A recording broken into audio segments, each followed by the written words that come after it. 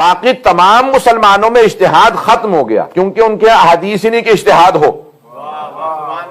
ہمارے ہاں آج تک اجتہاد باقی ہے، کیونکہ فقہاء نے اتنی احادیث کو اہمیت دی کہ جمع کرتے رہے۔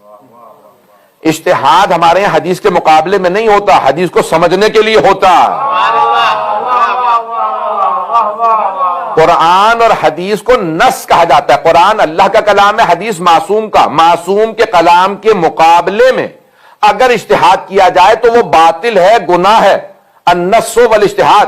مرحوم سید شرف الدین موسوی عاملی لبنان کے بہت بڑے عالم دین تھے، انہوں نے 7 کتابیں یا 8 کتابیں مناظرے پہ لکھی ہیں۔ اکثر ہمارے جو لوگ قوم مقدس میں پڑھنے آتے تھے وہ ان کی کتابیں پڑھ کے شیعہ ہوئے تھے۔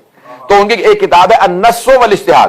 نص کے مقابلے میں جو اجتہاد کیا جائے وہ باطل ہے، گناہان کبیرہ میں ہے۔ نہیں ہے لوگ، نص کے مقابلے میں اجتہاد ہو، یعنی قرآن اور حدیث کے مقابلے میں جو اجتہاد ہو۔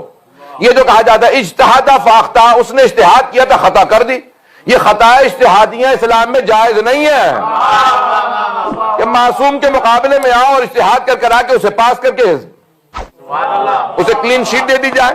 یہ مرزا غالب نے بھی کہا کہ یہ اجتہاد عجب ہے کہ ایک دشمن نے دی، یہ اجتہاد عجب ہے کہ ایک دشمن نے دی، علی سے جنگ کرے اور خطا کہو اس کو۔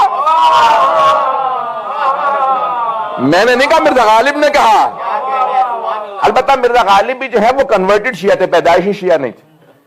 اسد اللہ خان غالب کنورٹڈ شیعہ تھے، بعد میں شیعہ ہوئے تھے، حتیٰ یہاں تک کہ ان کی اب جتنے بھی لوگوں نے تاریخ لکھی ہے وہ کہتے ہیں کب، کیوں اور کیسے شیعہ ہوئے کسی کو نہیں معلوم۔ اور ہمارے علماء نے لکھا ہے کہ نہیں، ہمیں پتا ہے جب وہ اب میں ممبر کے مطابق مناسب نہیں ہے، کہیں جاتے تھے تو راستے میں کتاب خانہ تھا، پڑھنے پڑھانے کا بہت شوق تھا، تو ان سے کہنے لگے بھئی یہ کتابیں کس لیے ہیں؟ وہ شیعہ تھے، لائبریری میں کہا کتابیں پڑھنے کے لیے اور کس لیے؟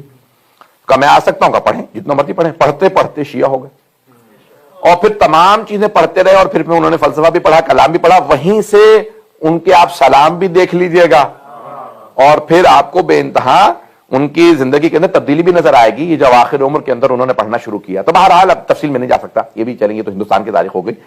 تو اب یہ عزیزان گرامی، وہاں پہ مرزا غالب کے 2 مصرے کہے تھے، اگر تیسرا بھی پیش کر دیتا وہ کہ یہ اجتہاد عجب ہے کہ ایک دشمن نے دی، علی سے جنگ کرے اور خطا کہیں اس کو، یزید کو تو نہ تھا اجتہاد کا پایا۔ بھئی آج پاکستان میں کہا جاتا ہے کہ علامہ اقبال یا مرزا غالب، ان سے بڑا کوئی شاعر نہیں، تو پھر مرزا غالب کہہ گئے یزید کو تو نہ تھا اجتہاد کا پایا۔ بھئی اس کا پھر برا نہ منا لیجیے گا اگر اس کو برا کہے کوئی، میں اپنے انداز سے ترجمہ کر کے پیش کر رہا۔ تو اب یہ پوری تاریخ ہے کہ بہرحال اشعار کو بعض کا جو ہے پوری طرح سے پیش کرنا مشکل ہو جاتا ہے، اور ہمارے لیے جو ہے وہ کیمرہ بہت بڑی آزمائش ہے۔